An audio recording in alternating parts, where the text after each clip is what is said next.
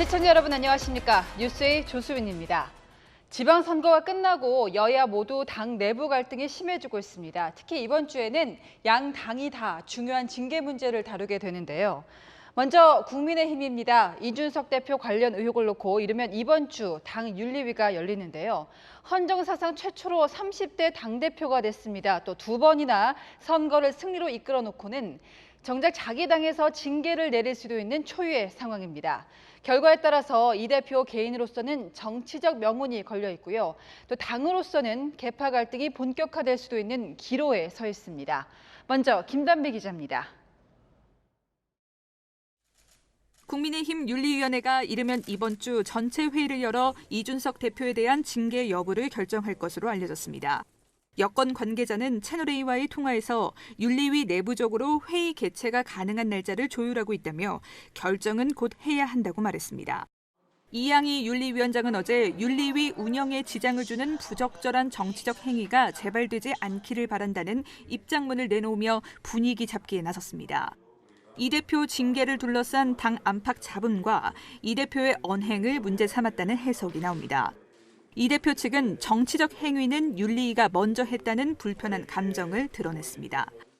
윤리 운영의 세부 사항들을 그런데 어떤 윤리위원인지 모르겠지만 계속 언론에다가 제가 파악하기는 한 분인 것 같은데 계속 많은 이야기를 하고 있는데 이런. 이 대표 측 관계자는 실체도 없고 수사 결과도 없는 사안을 놓고 가장 낮은 수준의 징계인 경고도 받아들일 수 없다는 게 우리 입장이라고 말했습니다. 이에 실제 징계가 이루어질 경우 당 내홍이 여권 전반으로 확산될 수 있다는 우려가 나옵니다. 국민의힘 한 의원은 이 대표가 윤석열 대통령과도 불편한 상황을 연출할 수 있다고 말했습니다. 채널A 뉴스 김단비입니다. 더불어민주당은 또 어떻습니까? 최강욱 의원은 이준석 대표처럼 당 대표는 아니지만요. 핵심 강경파인 만큼 그 무게가 가볍지 않습니다. 성희롱성 발언에 대해 이르면 내일 민주당 윤리심판원이 판단을 내립니다. 징계 수위를 가를 변수는 역시 당내 계파 갈등입니다. 김성규 기자입니다. 더불어민주당이 내일 윤리심판원 회의를 열어 성희롱성 발언에 대한 최강욱 의원의 징계를 논의합니다. 최 의원은 온라인 회의에서 동료 의원을 성희롱했다는 이른바 짤짤이 사건과 사건 후 제보자를 색출하려 했다는 2차 가해 의혹을 받고 있습니다. 그간 지방선거와 최 의원의 소명 요청 등을 이유로 연기를 거듭하다가 2달 가까이 지난 뒤에야 회의가 열리게 됐습니다. 윤리심판원이 내일 최 의원의 징계 여부와 수위를 결정해 보고하면 비대위 안건으로 상정될 전망입니다. 당 안팎에서는 경고 수준의 경징계가 내려질 것이라는 전망이 우세한 가운데 성 관련 문제라는 점을 감안해 예상외의 강한 처분이 나올 것이라는 관측도 나오고 있습니다. 징계 결과에 따라 당내 갈등이 격화될 수 있다는 우려가 나옵니다. 문제를 처음 제기한 민주당 보좌진 협의회 측은 문제 없다는 결론이 나오거나 유야무야 넘어가려고 하면 대응을 검토할 것이라고 경고했습니다. 반면 검수완박에 앞장섰던 최 의원에게 중징계가 내려질 경우 강성 지지자들이 반발할 수 있습니다. 당 지도부는 말을 아꼈습니다. 윤리심판원은 저에게 따로 보고를 하지 않습니다. 윤리심판원이 자율적으로 판단해서 결정 내릴 것으로 그렇게 알고 있습니다. 최 의원 측은 소명을 위한 윤리심판원 출석 여부에 대해 윤리심판원에서 최 의원에게 직접 연락이 간 것으로 안다고 말했습니다. 채널A 뉴스 김성규입니다.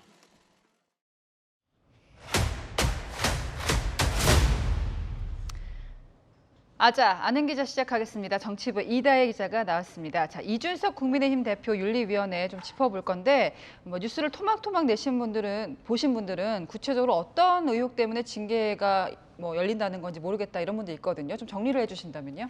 네, 일단 이준석 국민의힘 대표가 새누리당 비대위원 시절이었던 2013년 8월로 거슬러 올라갑니다. 예. 네, 박근혜 정부가 강조했던 창조경제 대표 기업으로 꼽혔죠. 이 정보통신기술업체의 김모 대표로부터 이준석 대표가 대전의 한 호텔에서 성접대를 받았는지 여부가 첫 번째 의혹입니다. 네. 네, 그리고 성상납 의혹에 대한 증거인멸 시도가 있었는지 여부가 두 번째 의혹입니다. 2013년이면 한참 된 의혹인데 처음에 처음에 어떻게 나오게 된 건가요? 네, 지난해 12월입니다. 유튜브 채널 가로세로 연구소가 김 대표에 대한 대전지검의 수사 기록을 근거로 성상납 의혹을 제기했는데요. 네. 지난 4월 증거인멸 시도 의혹을 추가로 제기하면서 둘 다 현재 경찰 수사가 진행 중입니다. 네, 사실 이제 선거 2연승을 이끈 여당 대표인데 지금 유튜버 입김이 더 센 것처럼 보이는 상황이었는데요. 경찰 수사가 지금 진행 중인 상황에서 윤리위원회가 이 대표에 대한 징계를 내리기가 좀 쉽지 않을 것 같은데 핵심 쟁점이 뭘까요? 네, 그래서 윤리위원회가 징계 절차를 개시한 사유가 증거인멸 교사 의혹 관련된 품위 유지 의무 위반입니다. 예. 즉 성상납 의혹에 대한 증거인멸 시도가 있었는지 그리고 이로 인해 당 대표로서의 품위 유지를 손상시켰는지가 핵심 쟁점인데요. 예. 이 의혹을 제기하는 측에서는 이 대표가 지난 1월 성상납 의전을 담당했다고 주장하는 A씨에게 이 김철근 당대표 정무실장을 보내서 성상납을 부인한다는 사실 확인서를 받도록 했고 예. 그 대가로 7억 원의 투자 각서를 써줬다고 주장하고 있습니다. 반면 김 정무실장은요, A씨를 만나서 투자 각서를 쓴 것까지는 인정했지만 예. 이준석 대표와는 무관하다는 입장입니다. 그러니까 성상납 의혹 자체보다는 이제 증거인멸 시도가 있었느냐 이게 쟁점이란 얘기인데 상식적으로 이제 당대표 정무실장이 특정 병원에 7억 원을 투자하겠다는 각서를 쓴 거 이것이 일반적인 것처럼 보이지는 않는데 이준석 대표는 어떤 해명을 내놓고 있습니까? 네, 이 처음 성상납 의혹이 제기됐을 때 이 대표가 이제 자신의 SNS에 쓴 말이 있습니다. 네. 단 한 번도 수사를 받은 적이 없다 이렇게 밝혔는데요. 이 증거인멸 교사 의혹이 제기됐을 때는 네. 무엇이 증거인지 알 수 없다고 네, 반박했습니다. 사실이 아니다. 시청자 질문인데요. 당 윤리위가 당대표를 징계할 실질적인 권한이 있습니까? 징계 결과에 따라서 파장이 만만치 않을 것 같다라고 하는데요. 네, 일단 윤리위 징계 수위를 보시면요. 경고와 당원권 정지, 탈당 권고, 제명 순서인데요. 이 당원권 정지 이상의 징계를 받는다면 네. 대표직을 유지하기 쉽지 않을 거라는 관측도 나오고 있습니다. 이 설사 가장 낮은 단계인 경고에 그치더라도 징계 소지가 인정됐다는 그 자체만으로 네. 정치적 입지에 타격이 불가피해 보입니다. 자, 윤리위원회 결론 이르면 이번 주라고 했는데 결론이 바로 나는 건가요? 네, 앞서 이달 24일이다, 27일이다, 연기됐다, 다시 미정이다, 여러 보도가 있었습니다. 윤리위원회와 이준석 대표 측 양측에 물어보니까요, 모두 당내 혼란이 지속되지 않도록 빠른 결론을 내야 한다는 생각은 분명한 것 같습니다. 네. 현재로선 금주 중에 회의가 열릴 가능성이 높습니다. 네, 지금까지 아는 기자 정치부 이다혜 기자였습니다. 네, 어제 저희가 북한에 피살당한 공무원 이대준 씨 아내분을 인터뷰하기도 했습니다만 민주당이 이런 말을 했었죠. 월북이라고 하려면 납득할 만한 증거를 내놓으라는 겁니다. 내일은 고인의 아들이 이런 내용 증명을 민주당 쪽에 보낼 예정입니다. 국민의힘도 마녀 사냥처럼 월북몰이를 했다며 가세했는데요. 자, 민주당이 새로운 반박을 내놨습니다. 국민의힘도 우리처럼 월북이라고 판단하지 않았냐는 겁니다. 들어보시죠. 유주은 기자입니다. 국민의힘은 더불어민주당이 서해 공무원 피격 사건 진상규명과 관련해 북한 눈치를 본다며 북로남불이라고 비판했습니다. 권성동 국민의힘 원내대표는 SNS에 문재인 정부와 민주당은 사죄부터야 마땅하다며 해수부 공무원을 월북몰이한 것도 민주당이고 민생을 망친 것도 민주당이라고 지적했습니다. 또 민주당 윤건영 의원이 사건 당시 월북으로 판단할 만한 근거가 있었다고 언급한 것을 두고 중세 마녀 사냥 때나 즐겨 쓰는 반지성적 폭력이라며 근거를 공개하라고 주장했습니다.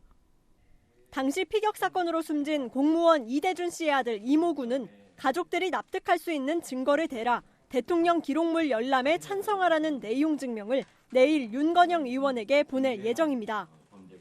국민의힘도 이르면 내일 진상규명 TF를 발족시켜 당시 사건을 담당한 정부 관계자들을 불러 자료를 요구할 방침입니다. 민주당은 국민의힘이 전국을 강대강 국면으로 몰고 가 야당을 압박하겠다는 의도라고 반발했습니다. 민생보다는 뭔가 친북 이미지, 뭔가 북한에 굴복했다는 이미지를 만드는 소위 신색깔론적 접근이다. 이렇게 저는 규정하고 있습니다. 최순실 탄핵까지 완성시켰던 제가 이 정도의 국면을 극복하지 못할 거라고 보신다면 오판이십니다. 그러면서 첩보 내용은 당시 국회 국방위나 정보위에서 여야 의원들이 같이 열람했다며 지금 여당 의원들도 다 보고 월북이네 이렇게 이야기한 적이 있다고 반박했습니다. 채널A 뉴스 유주은입니다. 네, 윤석열 대통령은 오늘 대통령실에 용산 주민들을 초대했습니다. 일종의 집들이인 셈인데요. 김건희 여사는 참석하지 않았습니다. 조영민 기자입니다. 용산 대통령 집무실 앞 잔디밭이 사람들로 북적입니다. 용산 대통령실 이전 공사가 마무리 단계에 접어들면서 윤석열 대통령이 용산 지역 주민들을 초청해 집들이 행사를 연 겁니다. 이거는 뭘 말하나요? 이거는 이제 UFO예요. 응? UFO예요. UFO. 오늘 행사에는 용산 지역에 사는 주민은 물론 지역 소상공인과 기업인, 어린이 등 400여 명이 초대됐습니다. 윤 대통령은 용산 입주를 허락해준 주민들에게 감사 인사를 전했습니다. 행사장에는 코로나19로 피해본 용산 지역 소상공인들이 마련한 부스가 설치됐고 윤 대통령이 주민들과 직접 둘러보는 시간을 갖기도 했습니다. 당초 오늘 행사에는 부인 김건희 여사도 함께 참석할 예정이었지만 행사 직전 변경됐습니다. 대통령실은 김 여사가 따로 챙겨야 할 일이 있어 부득이하게 참석하지 않기로 했다면서도 구체적인 이유는 밝히지 않았습니다. 용산 대통령실 이전 공사는 90% 이상 공사가 마무리된 상태입니다. 윤 대통령은 조만간 공사가 끝나면 현재 5층에 마련된 보조 집무실 대신 2층에 완성된 주 집무실로 집무 공간을 옮길 예정입니다. 채널A 뉴스 조영민입니다. 정작 윤석열 대통령이 아직 진짜로 살고 있는 동네 주민들은 괴롭습니다. 자택 앞에서 종일 집회가 이어지기 때문이죠. 문재인 전 대통령 양산 사저 앞에서 벌어지는 집회에 보복한다는 성격인데요. 양쪽 모두 대통령 동네 사는 주민들이 무슨 죄가 있겠습니까? 조민기 기자입니다. 윤석열 대통령 자택 건너편 도로. 30명 남짓한 집회 참가자들이 머리 위로 피켓을 흔들고 구호를 외칩니다. 대통령에게도 들려야 한다며 일제히 함성을 지르기도 합니다.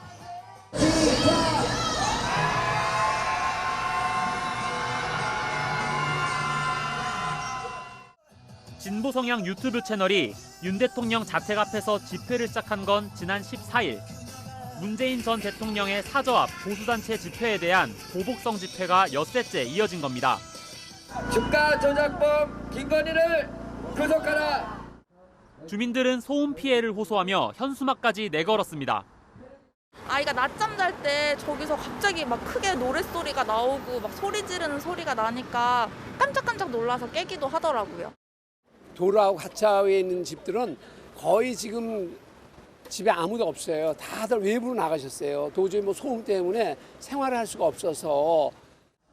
입주민들은 참다 못해 사흘 전부터 진정서에 서명을 받기 시작했습니다. 경찰에 마이크와 스피커, 확성기 사용을 금지해달라는 겁니다. 현재까지 아파트 입주자의 3분의 1인 250여 가구가 서명했고 다음 주 중 경찰에 제출할 계획입니다. 채널A 뉴스 조민기입니다.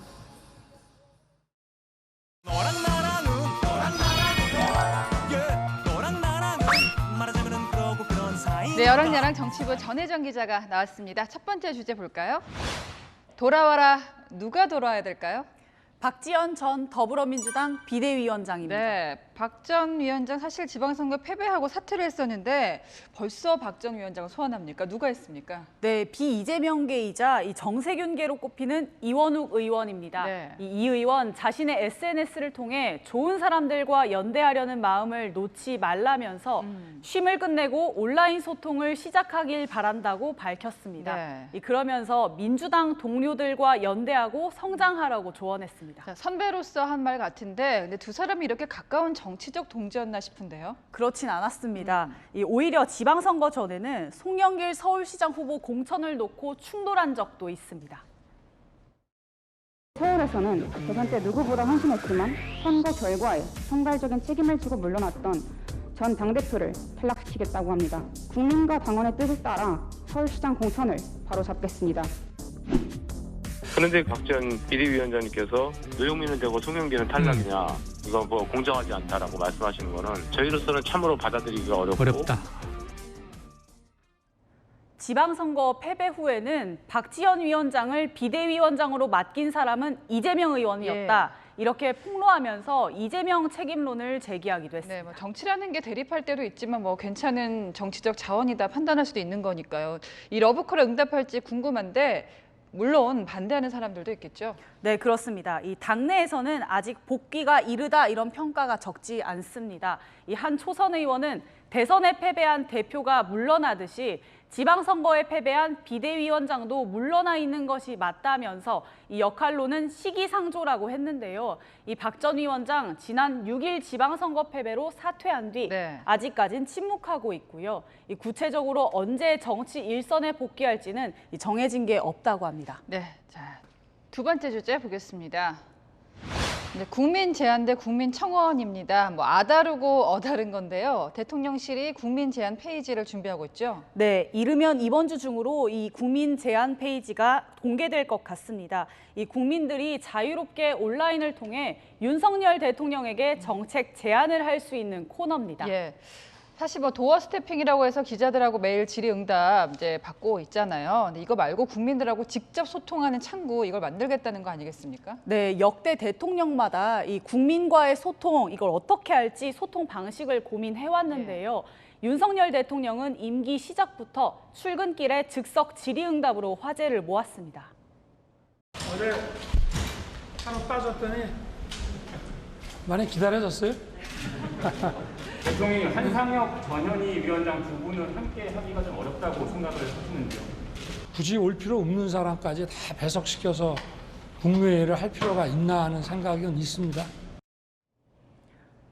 문재인 전 대통령은 이 청와대 국민청원에서 20만 명이 동의하면 담당 부처 고위 공직자가 답변하도록 했는데 이 문재인 전 대통령이 직접 답변을 내놓기도 했습니다. 마지막 답변만큼은 제가 직접 하기로 했습니다. 답변하기가 조심스러운 청원도 있지만 현재까지 20만 명 이상 동의하신 국민청원에 대해 모두 한꺼번에 답변을 드리겠습니다. 어떻게 보면 이제 윤 대통령은 지금 뭐 생방처럼 질의응답을 하는 거고 저거 녹화 방송이었는데 그 형식이 궁금합니다. 이제 용어만 다른 건지 국민 제안하고 국민 청원 방식이 다를까요? 비슷할까요? 다르게 운영될 것 같습니다. 이 문재인 전 대통령 시절의 국민청원이 그냥 화풀이 창구가 됐다는 부작용이 지적됐는데요. 그렇기 때문에 대통령실은 그런 단점을 보완하는 국민 제안 페이지를 고심 중이고요. 이 장기적으로는 행정안전부와 국민권익위원회 등 여기저기 나눠져 있는 온라인 민원 창구를 하나로 합쳐서 보다 국민들이 편리하게 정책 제안을 할 수 있도록 만들겠다는 방침입니다. 이 국민들의 다양한 의견을 한데 모아서 이 갈등과 혐오를 뛰어넘는 통합의 창구로 만들어지기를 기대합니다. 네, 지금까지 어랑야랑이었습니다. 영끌은 서민들이 집 살 때만 하는 게 아닙니다. 정부도 합니다. 유류세를 법정 최대 폭인 37%까지 깎아주고요. 대중교통을 타면 카드 소득 공제율도 2배로 올려줍니다. 정부가 이렇게 영혼을 끌어모아 감세를 단행할 만큼 다급하고 절박한 상황입니다. 안건우 기자입니다. 유류세 인하 폭을 7월부터 연말까지 법상 허용된 최대 한도인 37%까지 확대하여 석유류 판매 가격의 인하를 유도하겠습니다. 기름값이 2,100원대도 뚫자 말 그대로 탈탈 털어 영끌 인하에 나선 겁니다. 휘발유의 리터당 820원 붙었던 세금은 한 달 전 법정 최대 한도인 30%까지 인하해서 570원대, 여기서 7% 인하를 더 끌어내 앞으로 510원대까지 낮아집니다. 경유와 LPG도 각각 38원, 12원이 추가로 떨어집니다. 대중교통 이용을 장려하기 위해 하반기부터 100만 원 한도에서 기존의 2배인 80%까지 교통비 카드 사용 공제율을 높입니다. 상하반기에 각각 80만 원씩 교통비로 썼다면 32만 원 늘어난 96만 원을 소득 공제받을 수 있습니다. 하지만 시민 반응은 미지근합니다. 유류세 인하가 됐나? 노력은 하고 있는 것 같은 느낌인데 근데 사실 현실적으로 제가 느껴지는 거는 그렇게 와닿지 않는 것 같아요. 오늘이 제일 싸다고 생각을 하고요. 매주마다 바뀌는 게 더 많이 올라가는 거 체감으로 느끼고 있거든요.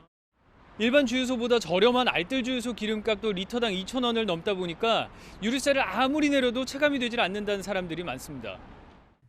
기후가 아닙니다. 경기 위축 전망의 국제유가는 정점에서 살짝 내려왔지만 여차하면 튀어오를 태세입니다. 미국이 이제 성수기로 들어가거든요. 여름이라. 그리고 러시아 우크라이나 전쟁도 아직은 해소가 안 됐고 올라가려고 하는 힘이 조금 더 높지 않을까 그렇게 조심스럽게 전망을 해봅니다. 정부가 할 수 있는 건 다 한 상황에서 기름값도 계속 오른다면 우리 경제도 속수무책으로 휘청일 수밖에 없습니다. 채널A 뉴스 안건우입니다. 거리두기가 풀리면서 공연이나 스포츠 행사에 숨통이 트였지만요. 덩달아 안표상도 극성입니다. 40만 원짜리가 150만 원이 되면 누가 사려나 싶은데 없어서 난리고요. 처벌할 법이 없다는 게 더 놀랍습니다. 김은지 기자입니다. 손흥민 선수가 활약 중인 영국의 토트넘과 스페인의 세비야의 내한 경기 티켓을 판매하는 온라인 사이트입니다. 예매 시각인 오후 3시 정각에 맞춰 사이트에 접속했지만 수만 명이 몰려 예매창에 접근하는 것부터 쉽지 않습니다. 이틀 전에는 토트넘과 K리그 올스타 팀의 경기 티켓 6만 7천 장이 25분 만에 매진되기도 했습니다. 문제는 매진 직후부터 안표들이 중고거래 사이트에 줄지어 올라오고 있다는 겁니다. 20만 원짜리를 85만 원에 판매하는가 하면 40만 원짜리를 150만 원에 내놓은 사람도 있습니다. 팬들은 터무니없는 가격에 분통을 터뜨립니다.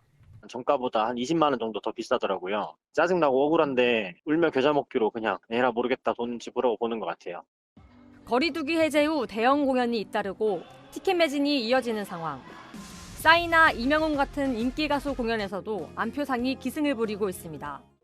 하지만 온라인에서 이뤄지는 안표 판매는 처벌 대상이 아니라 근절이 쉽지 않습니다. 공연장이나 경기장 인근에서 안표를 판매하다가 현장에서 적발될 경우 경범죄로 처벌받지만 인터넷 안표 거래는 처벌 조항이 없기 때문입니다. 지난 3월 매크로 프로그램을 이용한 티켓팅을 금지하는 관련 법안이 발의됐지만 아직 국회에 계류돼 있습니다. 채널A 뉴스 김은지입니다. 오늘도 더웠죠. 경북과 전남에는 벌써 폭염특보까지 내려졌는데요. 작년보다 2주는 빠른 겁니다. 해수욕장부터 일찌감치 사람이 몰리고 있습니다. 김태형 기자입니다. 날렵한 모터보트가 시원하게 바다를 가릅니다. 빠른 속도로 달리다 갑자기 멈춰서자 보트 주변으로 물보라가 솟구칩니다. 맞바람에 물세례에 더위가 순식간에 날아갑니다. 돌 때요. 돌 때 막 튀겨줄 때. 그때가 제일 재밌었어요. 시원한 파도에 풍덩 빠져 해수욕을 즐기는 건 기본입니다. 모래놀이가 빠지면 섭섭합니다. 나 뾰족뾰족 만들어줘. 알았어, 기다려. 만들어줄게. 덮인 모래만큼 추억도 우정도 차곡차곡 쌓입니다. 너무 행복하고 코로나가 끝나서 너무 약간 사람들이 다 활기를 찾은 것 같아요. 해수욕장 주변 숲은 텐트족이 점령했고 길가는 비집고 들어갈 틈도 없이 차들이 빽빽하게 주차돼 있습니다. 음식점은 전국에서 모인 손님들이 가득합니다. 오랜만에 친구들이랑 이제 여름 휴가 와서 기분 너무 좋고 조개구이 처음 먹어보는데 너무 맛있는 것 같아요. 정식 개장까지 아직 2주가 남았지만 분위기는 한여름 대목입니다. 코로나19에 움츠렸던 상인들은 오랜만에 분주한 주말을 보냅니다. 음식점 오는 손님도 많아지고 그러다 보니까 올 여름은 많은 기대를 하고 있죠. 오늘 폭염주의보가 발효된 대구는 낮 최고 기온이 34.5도까지 오르는 등 경북 대부분 지역과 전남 일부 지역 낮 기온이 30도를 넘어섰습니다. 무더운 날씨 속에 사람들이 몰리면서 벌써부터 여름 피서 분위기가 달아오르고 있습니다. 채널A 뉴스 김태형입니다. 올 여름 휴가만큼은 해외로 가겠다. 굳게 결심한 분들도 많으시죠. 이번 뉴스는 꼭 보고 계획을 잡으시길 바랍니다. 원숭이 두창이나 댕기열 같은 낯선 감염병이 유행하고 있습니다. 코로나19보다 치명률은 더 높습니다. 서상희 기자입니다. 하늘길이 열리고 해외여행에 대한 기대감도 높아졌습니다. 비행기도 한번 타보고 싶고 애들하고 휴양 삼아 바다 더 트인 바다 있는 곳에 가보고 싶었는데 엄마 아빠랑 미국에 뉴욕에 가서 자유의 예수상 보고 싶어요. 해외여행을 준비 중이라면 국가별 감염병 정보를 확인하는 게 좋습니다. 최근 말레이시아, 베트남 등 동남아시아에서는 댕기열 환자가 증가하고 있습니다. 싱가포르는 올해 10,000명 넘는 환자가 나왔는데 지난해 같은 기간과 비교하면 4배 가까이 늘었습니다. 댕기열은 댕기 바이러스에 감염된 순모기 등에 물려 감염됩니다. 국내에서도 올해 4명의 환자가 나왔는데 모두 해외에서 걸려왔습니다. 잠복기는 3일에서 2주로 증상은 주로 발열, 두통, 근육통이지만 10명 중 7명은 무증상입니다. 치사율은 5% 정도인데 제때 치료하지 않으면 치사율이 20%에 이릅니다. 치료제와 백신이 없어 물리지 않는 게 최선입니다. 풀숲 등은 가급적 피하고 밝은 색상의 긴 바지, 긴 소매 옷을 입고 벌레 기피제를 반드시 챙겨야 합니다. 유럽과 북미 등을 중심으로 확산 중인 원숭이 두창 확진자도 전 세계적으로 2,000명을 넘었습니다. 현지에서 다람쥐 등의 야생동물이나 유증상자와의 밀접 접촉은 피하고 귀국 후 3주 내 발열과 발진 등 의심 증상이 나타나면 1339로 문의할 것을 당부했습니다. 채널A 뉴스 서상입니다. 네, 오늘 오전 서울 도로 한복판에서 수차례나 흉기로 사람을 찌르는 일이 벌어졌습니다. CCTV 영상을 제가 먼저 봤는데 모골이 송연해질 정도라 전해드리기가 어렵습니다. 도주한 피해자는 붙잡혔습니다만 피해자가 위독합니다. 전민영 기자입니다. 빨간색 손수레를 끌고 걸어오는 남성. 검은색 모자를 눌러쓴 남성이 다가갑니다. 오른손에는 흉기가 들려 있습니다. 갑자기 가슴을 밀치더니 흉기를 휘두릅니다. 피해 남성이 몸을 웅크리며 도망가려고 하지만 멱살을 잡은 채 수차례 더 공격합니다. 서울 동대문구 길거리에서 60대 남성이 80대 노인에게 흉기를 휘두른 건 오늘 오전 10시 15분쯤.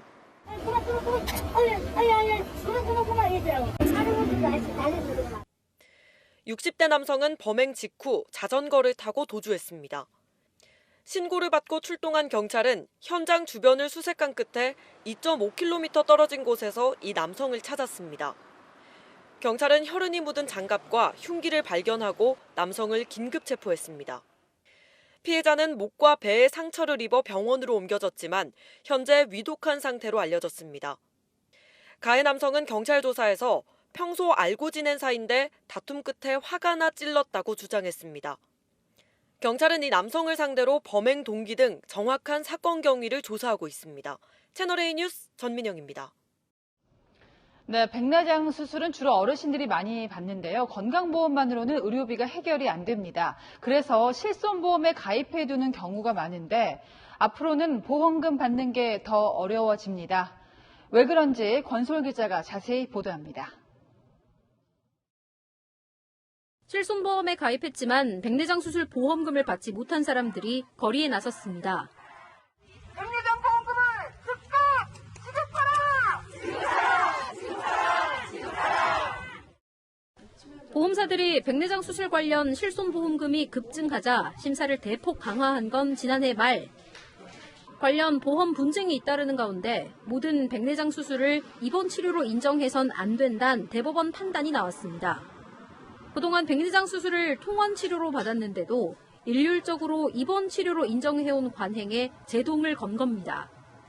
앞서 백내장 수술은 일부 안과에서 과잉 진료가 이뤄지고 결국 실손보험 대규모 적자의 주범으로 지목돼 왔습니다. 일반적인 백내장 수술비는 양쪽 안구에 100만 원 미만에 그치지만 일부 안과에선 수백만 원에 이르는 다초점 인공수정체 삽입을 유도하고 있기 때문입니다. 이렇다 보니 백내장 수술로 지급된 실손보험금은 올해 1분기에만 4,570억 원으로 전체 실손보험금의 17%에 이를 정도입니다. 통원치료의 보장 한도는 30만 원 수준에 불과하지만 이번 치료는 최대 5천만 원까지 보장해주면서 적자도 눈덩이처럼 불어난 겁니다. 보험 소비자들은 대법원의 결정에 당황스러워합니다. 아니 갑자기 그 판결이 나왔다고 해서 600만 원씩 받은 사람들이 60만 원이면 보험회사는 줘야 거의 당연한 거죠. 이번 판결에 따라 입원 치료로 인정받기 위해선 최소 6시간 이상 입원실에 머무는 등 구체적인 진료 기록을 제시해야 할 걸로 보입니다. 채널A 뉴스 권솔입니다. 팅커벨이라는 예쁜 별명을 가졌지만 당하는 사람은 좀비 같습니다. 동양 하루살이가 올해도 남양주 쪽을 습격했습니다. 이 뉴스 전한 지가 벌써 10년이 넘어가거든요. 왜 아직도 퇴치하지 못했을까요? 현장 카메라 신선미 기자가 취재했습니다. 저는 지금 한강변에 나와 있습니다. 이 곳곳에 동양 하루살이가 날아다니고 있는데요. 이 날벌레 때문에 주민들의 고충이 이만저만이 아니라고 합니다. 현장으로 가보겠습니다.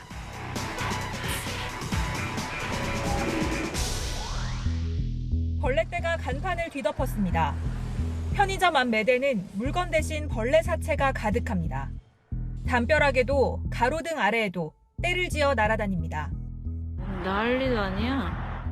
매년 초여름 때 출몰하는 동양 하루살입니다. 다 자라면 크기가 7cm에 달하고 몸집에 비해 날개가 커 동화 피터팬에 등장하는 요정 팅커벨로도 불립니다. 하지만 이름과는 달리 주민들에겐 공포의 대상입니다. 지나가다가 3-4개씩 붙으니까 너무 징그럽게 생겼잖아요. 그래가지고 너무 힘들어요. 징그러워서. 특히 저녁 때가 되면 불빛이 있는 곳으로 몰려들어 일대가 몸살을 앓습니다. 불빛을 보고 몰려든 동양하루살이들이 버스 정류장도 점령했습니다. 동양하루살이는 입이 퇴화돼 사람을 물지 않습니다. 수질이 깨끗한 지역에 주로 서식하며 병을 옮기지도 않는 것으로 알려져 있지만 몰려다니면 보기가 흉해 시민들이 모두 피합니다. 주변 상인들도 울상입니다. 된장찌개에 핑크물이 펑 빠진 거예요. 손님들도 별로 안 나올라 하지요. 여러 가지로 힘들어요. 오기 시작하면 다 꺼고 그냥 퇴근해야 됩니다. 있어봤자 의미가 없으니까 2시간 이상 청소해야 되고 하니까 그냥 불을 끄고 가는 게 더 편한 거죠. 손님들이 머무는 탁자와 의자를 동양하루살이가 가득 메웠습니다. 관광객들이 놀러오고도 바깥 공기 한번 쐬는 게 고역일 정도입니다. 심할 때는 진짜 저희가 이 밑에를 걸어 다니면 이 터지는 소리까지 나요. 탁탁탁탁 소리까지 날 정도니까 엄청 많죠. 전문가들은 기후변화와 인공조명을 동양하루살이가 많아진 원인으로 지목합니다. 가뭄에 의해서 하류 지역에 큰 비가 없어서 개체수가 많아지는 경향도 있었고 점점 사람들이 이제 그 강변 지역에서 활동을 많이 하고 인공 조명들이 많아지니까 문제는 마땅한 퇴치 방법이 없다는 겁니다. 한강 주변이 상수원 보호구역이라 살충제를 쓸 수 없습니다. 물대포를 쏘고 끈끈이 트랩 설치해 하루살이 유충을 잡아먹는 물고기까지 방류했지만 큰 효과를 보지 못하고 있습니다. 자연 환경이 바뀌지 않는 한은 걔네들은 계속 많이 나올 텐데 저희는 최선을 다하고는 있는데 조금 이렇게 체감 효과가 많이 크질 않아서. 무더운 여름에도 마음 놓고 창문 한번 열지 못하는 불편이 이어지는 상황. 선선해지는 가을을 기다리는 방법밖에 없습니다. 현장 카메라 신선미입니다. 80 가까운 노인이 자전거 타다 넘어지는 건 이상한 일이 아니지만 그게 대통령, 그것도 미국 대통령이라면 얘기가 다릅니다. 미국 바이든 대통령이 또 한 번 건강 이상설에 휘말렸습니다. 사공성근 기자입니다. 휴일을 맞아 자신의 별장 인근에서 휴식을 취하고 있는 조 바이든 미국 대통령. 자전거를 타다 마주한 취재진과 시민들 쪽으로 다가갑니다. 그런데 자전거를 멈추려던 순간 갑자기 옆으로 쓰러집니다. 체면을 구긴 바이든 대통령은 애꿎은 페달 탓을 해봅니다.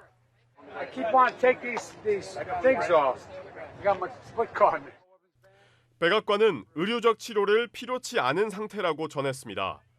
바이든 대통령도 오후 상태를 묻는 기자들의 질문에 3번이나 제자리 뛰기를 하며 건재함을 강조했습니다. 하지만 올해 79세인 바이든 대통령의 건강 문제는 후보 시절부터 줄곧 이어졌습니다. 지난해 3월에는 대통령 전용기에 오르다 발을 헛디뎌 넘어지기도 했습니다. 인플레이션, 우크라이나 전쟁 등 어려운 현안을 마주한 고령의 대통령에게 간만에 휴식을 떠나는 헬기장에서도 기자들의 질문 세례가 이어지자 구원투수로 나선 건 영부인이었습니다.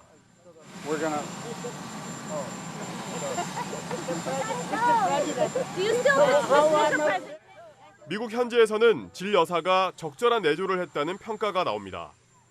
하지만 바이든 대통령은 그동안 우호적이었던 매체의 여론조사에서도 지지율이 떨어지며 트럼프 전 대통령에게 역전당했습니다. But no, we do hope that Biden's okay, because that was a hard fall. That was scary. 악재가 겹친 바이든 대통령. 오는 11월 중간선거뿐 아니라 재선 도전까지 위태롭다는 말도 나옵니다. 채널A 뉴스 사공성근입니다.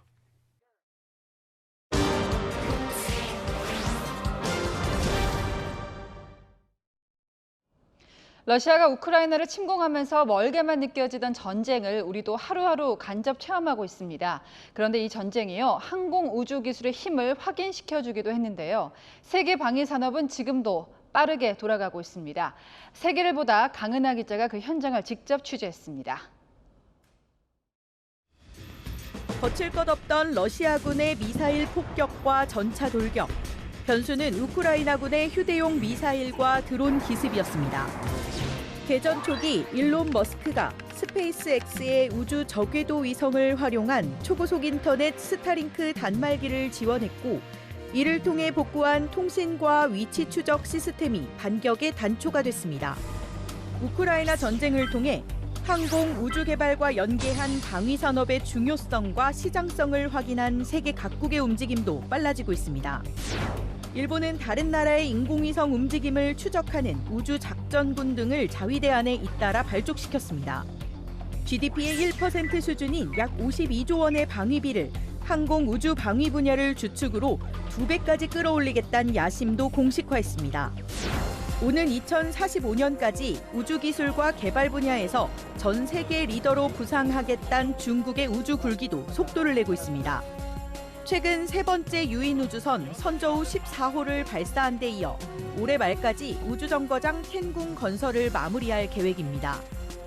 到时我们将建成中国人自己的空间站，那是我们的太空家园。 천연 자원 수출이 국가 기간 산업이었던 호주도 우주로 눈을 돌렸습니다. 호주는 미래 먹거리로 우주 산업과 방산업을 선택해 정부 차원의 지원을 통한 벤처기업을 육성하고 있습니다. 호주판 실리콘밸리로 불리는 랏폴틴이 그 대표입니다. 세계 최대 방위산업체인 로키드 마틴과 보잉을 유치하고 호주 우주청과 벤처기업들까지 협업한 연구 개발이 이루어집니다. As I mentioned, that we have a number of institutes, some based here at Lot 14 and some elsewhere that are supporting our ecosystem on the research side. 산학협력은 더 나은 미래를 담보합니다. 애들레이드 대학은 달 표면을 탐사할 로봇 실험, 우주에서 활용할 레이저와 식량을 연구합니다. 뉴 사우스 웨일스 대학교는 소형 위성 4기를 궤도에 안착시켜 기상 관측 등을 수행합니다. 적도와 가까운 지형적 특성으로 미국 나사까지 유치한 다윈의 우주 발사체 발사장도 미래 산업 중 하나입니다. 우주 공간으로 확대된 방위 산업 각축전으로 항공 우주 기술력이 국력을 가늠하는 새 척도가 되고 있습니다. 세계를 보다 강은하입니다. 우크라이나군에 가담한 한국인 4명이 숨졌다는 러시아군 발표 때문에 우리 외교부가 확인에 나선 상황이죠. 저희 채널A도 취재에 들어갔는데요. 현재 활동 중인 한국인 의용군 쪽은 얘기가 달랐습니다. 김윤수 기자입니다. 러시아 국방부가 특별군사작전이라는 자료를 공개하며 밝힌 우크라이나군의 가담에 참전한 한국인 국제의용군은 모두 13명입니다. 러시아는 모두 4명이 사망했고 8명은 현지를 떠났으며 아직 1명이 남아있다고 발표했습니다. 외교부 관계자는 주 러시아 한국 대사관에 사실관계 파악을 지시한 상태라고 밝혔습니다. 채널A 취재진은 현재도 우크라이나 전장에서 활동 중인 한국인 의용군 김모 씨에게 사실관계를 확인해봤습니다. 저희가 일단 다 확인을 했는데 전혀 그런 얘기가 없고 일단 그게 지키는 입국한 사람들, 나간 사람들 이런 것들도 다 하나도 없는 게 없더라고요. 보안 문제 등으로 한국 국적 의용군 수나 임무는 공개할 수 없지만 사망자는 단 1명도 없다는 겁니다. 네, 다 소통이 되고 있어요. 전투 지역 나가거나 할 때도 저희는 다 서로 어디로 가고 다 확인이 가능하거든요. 러시아는 우크라이나군 가담자와 사망자 등의 숫자 이외에 신원 정보는 공개하지 않았습니다. 우크라이나의 국제의용군 추가 유입을 막고 지원국을 압박하기 위한 심리전일 가능성도 제기됩니다. 채널A 뉴스 김윤수입니다. 내 몸은 한국에 있는데 해외에서 신용카드가 결제됩니다. 어떻게 이런 일이 가능할까요? 국내 카드 정보가 다크웹이라는 사이버 공간에서 헐값에 팔리고 있었습니다. 카드 정보 한 개당 달랑 8,000원입니다. 황규락 기자가 고발합니다. It's a digital invisibility cloak. It's perfect for doing business on the dark web. 특정 프로그램을 사용해야 접속 가능한 음지의 온라인 공간인 다크웹. 접속자를 확인하기 어려운 탓에 사이버 범죄의 온상이 되고 있습니다. 보안 전문가와 함께 다크웹에 접속해 봤습니다. 국내 카드 정보들이 쉽게 발견됩니다. 해킹 등으로 불법 유출된 겁니다. 신한카드 결제됐는데 카드 번호는 이거고 위조기간은 이거고 CV비는 이거야를. 유출된 카드 정보는 개당 8,600원 선에서 거래되고 있습니다. 이처럼 사들인 카드 정보는 대부분 해외 부정 사용으로 이어집니다. 해외에선 비밀번호가 없어도 결제가 가능하기 때문입니다. 중지가 되어 있는데도 오늘 또 긁었더라고요. 총량이 등록가 너무 비쌌는데 중간에 한번 옮겼어요, 제가. 그게 안 옮겼었으면 아마 그거 다 나갔을 거예요. 더 큰 문제는 다크웹에 머물던 정보들이 일반 웹 검색에서도 발견될 만큼 확산되고 있다는 겁니다. 일반 웹에서도 검색이 되게 하는 것 같아요. 그 얘기는 이제 돈이 되면 어디든 상관없이 특히 개인정보 같은 경우에, 금융정보 같은 경우. 개인정보는 한번 유출되면 되돌릴 수 없는 만큼 기업의 보안 강화와 함께 정보가 유출된 카드의 전면 재발급 등의 조치가 필요하다는 지적입니다. 채널A 뉴스 황규락입니다. 며칠째 습하고 흐린 날씨가 심상치 않았죠. 내일은 올해 첫 장맛비가 내립니다. 저녁에 제주에서 시작될 전망인데요. 정체전선이 북상해 화요일이면 전남과 경남에도 오겠고요. 주 후반엔 충청, 이남 전반에 올 걸로 예상됩니다. 다만 장맛비의 변동성은 크다는 점을 감안하셔야겠습니다. 내일 제주에 내릴 장맛비는 최대 20mm로 예측되고 동쪽 내륙엔 오후 한때 소나기가 최대 20mm 지나겠습니다. 폭염주의보 지역은 더 확대됩니다. 전남도 범위에 들겠고요. 대구와 광주 최고 33도를 기록하며 오늘보다 크게 4도가량 높겠습니다. 다음 주 초까지는 기온은 오름세를 보이겠습니다. 날씨였습니다.